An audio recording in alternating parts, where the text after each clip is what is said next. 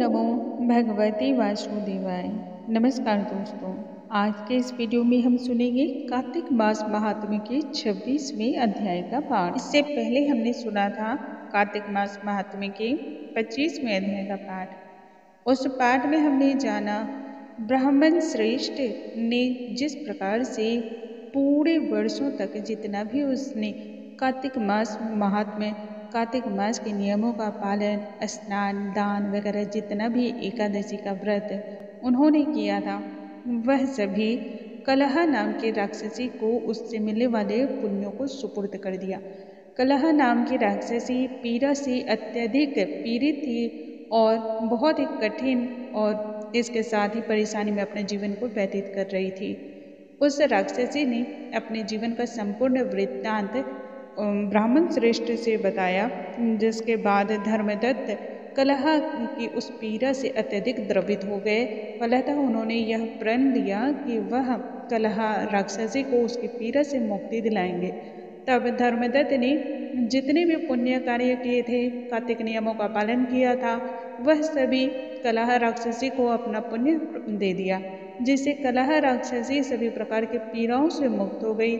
और इसके पश्चात बैकुंठ धाम से भगवान विष्णु के 2 दूत आए, जो कि अपने पुष्पक विमान में बैठा करके कलह राक्षसी को बैकुंठ धाम लेकर चले गए। इसके पश्चात उस ब्राह्मण को भी मृत्यु के पश्चात भगवान विष्णु के धाम में उनके चरणों में स्थान मिला। और इसके पुण्य प्रभाव से, क्योंकि धर्मदत्त ने अपने सभी पुण्यों का दान कर दिया था, तो धर्मदत्त को इससे दुगुने फल की प्राप्ति हुई इस उत्तम कार्य के तहत।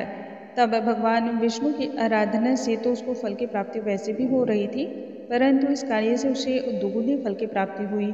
और जब वह मृत्यु के निकट पहुंचा, मृत्यु के समीप पहुंचा, तब धर्मदत्त को उसकी दोनों स्त्रियों के साथ ही भगवान विष्णु ने बैकुंठ लोक में बुला लिया। हमने देखा अभी तक का यह पाठ किस प्रकार से उस ब्राह्मण श्रेष्ठ को सभी सुखों की प्राप्ति हुई। वह जीवन जीते हुए, यानी कि जीवित रहते हुए भी सभी सुखों का भोग करता रहा, और मृत्यु उपरांत उसको और उसकी पत्नी को भी भगवान विष्णु की कृपा प्राप्त हुई।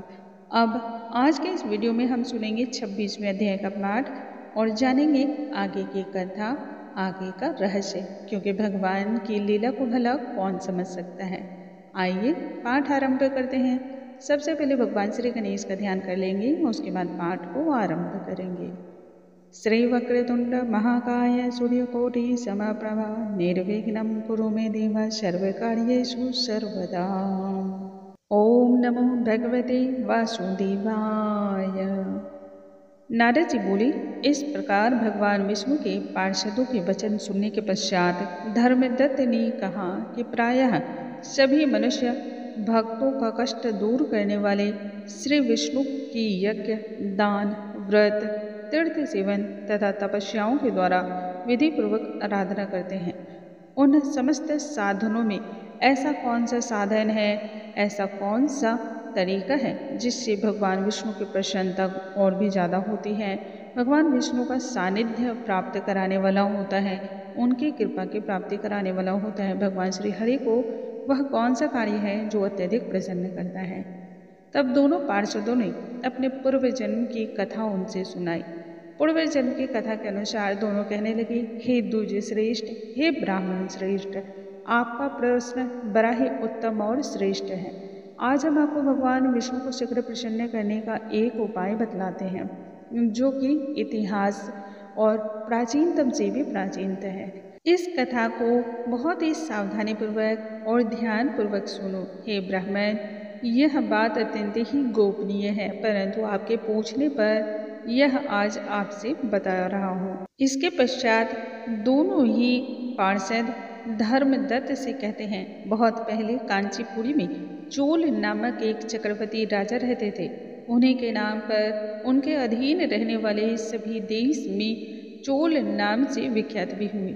राजा चोल जब इस भूमंडल पर शासन किया करते थे, उस समय उनके राज्य में कोई भी मनुष्य दरिद्र, दुखी और किसी भी प्रकार की पीड़ा में नहीं रहता था। मन में पाप तथा रोगी जैसी किसी भी शब्द का नामो निशान भी न था। एक समय की बात है, राजा चोल अनंत शयन नामक तीर्थ में गए, जहाँ जगदीश्वर भगवान विष्णु ने योग निद्रा का आश्रय लेकर के शयन में मग्न थे। एक समय राजा चोल वहां जा पहुंचे और वहां जाकर भगवान विष्णु के विग्रह की बहुत ही विधि विधान के अनुसार और श्रद्धा पूर्वक उनकी पूजा की। दिव्यमणि, मुक्ताफल तथा अनेक प्रकार के सुंदर पुष्पों से पूजन करने के पश्चात साष्टांग उन्हें प्रणाम किया। प्रणाम करने के पश्चात जो ही वह उठकर बैठे, उसी समय उनकी दृष्टि भगवान के पास आते हुए एक ब्राह्मण पर जा पड़ी, जो उन्हीं के कांची नगरी के निवासी थे। उनका नाम विष्णुदास था। उन्होंने भगवान की पूजा के लिए अपने हाथ में तुलसी दल और जल को ले रखा था। जब वह ब्राह्मण निकट आए, तब उन्होंने विष्णु सूक्त का पाठ करते हुए देवादिदेव भगवान को विष्णु का स्नान कराया और तुलसी की मंजरियाँ तथा पत्तों से उनकी विधिवत पूजा की और भगवान विष्णु को अनेक प्रकार से प्रसन्न किया। राजा चोल ने जो पहले रत्नों से भगवान की पूजा की थी, वह सभी तुलसी दल से पूरी तरह ढक गई। यह देखकर राजा कोपित हो गए और क्रोध की अवस्था में आकर बोले, विष्णुदास, मैंने मणियों तथा स्वर्णों से भगवान की पूजा की थी। वह कितनी ही शोभा पा रही थी और कितनी ज्यादा वह चमक रही थी। ऐसे भव्यमान पूजा को तुमने तुलसी दल चढ़ाकर उसे ढक दिया। यह अपमान है। बताओ, तुमने ऐसा क्यों किया? मुझे तो ऐसा जान पड़ता है कि तुम अत्यंत ही दरिद्र और गंवार हो। भगवान विष्णु की भक्ति को ना तो तुम जानते हो, ना ही उनके प्रति तुम्हारी कोई आस्था ही है। इस प्रकार से बहुत ही कठोर वचन में राजा के वचन सुनने के पश्चात द्विज श्रेष्ठ ब्राह्मण ने कहा, हे राजन, आपको भक्ति का कुछ भी अता पता नहीं है। केवल राजलक्ष्मी के कारण ही आप घमंड कर रहे हैं। बताइए तो, आज से पहले आपने कितने वैष्णव व्रतों का पालन किया है? तब नृपश्रेष्ठ चूल हंसते हुए कहे, तुम तो दरिद्र और निर्धन हो। तुम्हारी भगवान विष्णु में भक्ति कितनी हो सकती है, मुझे भांति भांति मालूम है। तुमने भगवान विष्णु को संतुष्ट करने वाला ना तो कोई यज्ञ किया, ना ही दान किया और ना पहले कभी कोई देव मंदिर ही तुमने बनवाया है। फिर भी तुम्हें अपनी भक्ति पर इतना अधिक घमंड है। यह तो बहुत ही आश्चर्यजनक बात है। हे ब्राह्मण, आज तुम एक मेरी बात को अच्छी तरह सुन लो। भगवान विष्णु के दर्शन पहले मैं करता हूँ या फिर यह ब्राह्मण? यह बात को आप सब लोग देखें, फिर हम दोनों में कौन किसकी भक्ति में कितना अधिक रमा है, वह स्वतः ही लोग जान लेंगे। ऐसा कहने के पश्चात राजा अपने राजभवन को प्रस्थान कर गए। वहां उन्होंने महर्षि मुग्दल को आचार्य बनाकर वैष्णव यज्ञ प्रारंभ किया। उधर सदैव भगवान विष्णु को प्रसन्न करने वाले श्रोक्त के द्वारा नियमों में तत्पर रहने वाला विष्णुदास भी व्रत का पालन करते हुए वहीं भगवान विष्णु के मंदिर में रच बस गए। वहीं पर आसन जमा कर वह बैठ गए। उन्होंने माघ और कार्तिक के उत्तम व्रत का अनुष्ठान किया, तुलसी वन की रक्षा की, एकादशी के मंत्रों का जाप किया, नृत्य, जागरण, कीर्तन, इसके साथ ही जितने भी मांगलिक भगवान विष्णु के मंत्र थे, उनका विभिन्न प्रकार से उच्चारण करते हुए भगवान विष्णु की अलग अलग तरह से पूजा पद्धति के नियमों का पालन किया। आचरण ऐसा कि दिन रात चलते फिरते, उठते बैठते, सोते जागते, हर समय उनकी जिह्वा पर भगवान विष्णु के नामों का ही ध्यान रहता था, भगवान विष्णु के नामों का स्मरण रहता था। उनकी दृष्टि सर्वत्र ही सम हो गई थी। वह सब प्राणियों के भीतर एकमात्र भगवान विष्णु को ही देख पा रहे थे। इस प्रकार राजा चोल और विष्णुदास दोनों ही भगवान लक्ष्मीपति की आराधना में संलग्न थे। दोनों ही अपने अपने व्रत में स्थिर रहते थे और दोनों ही संपूर्ण इंद्रियां तथा समस्त कर्मों के द्वारा भगवान विष्णु को समर्पित हो चुके थे। इस अवस्था में बहुत ही लंबे समय तक उन्होंने अपने जीवन को व्यतीत किया। इसके पश्चात एक समय ऐसा आया जब भगवान ने अपनी लीला दिखाई।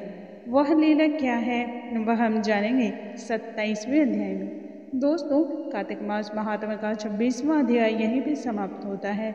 कल के वीडियो में हम जानेंगे कार्तिक मास महात्म्य के 27वां अध्याय का पाठ और भगवान विष्णु की लीला को आगे हम सुनेंगे।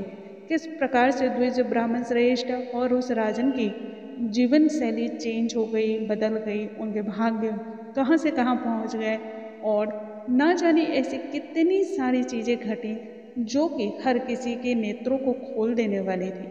वहाँ की प्रजा ने जो देखा वह तो ना तो किसी से बोलने योग्य था, ना ही कुछ समझने योग्य रह गया था। सबकी आंखें फटी की फटी रह गई। ऐसा क्या हुआ वह हम कल के पाठ में जानेंगे। कमेंट बॉक्स में ओम नमो भगवते वासुदेवाय लिखना बिल्कुल ना भूलें। कल हम फिर से मिलेंगे, तब तक के लिए नमस्कार दोस्तों।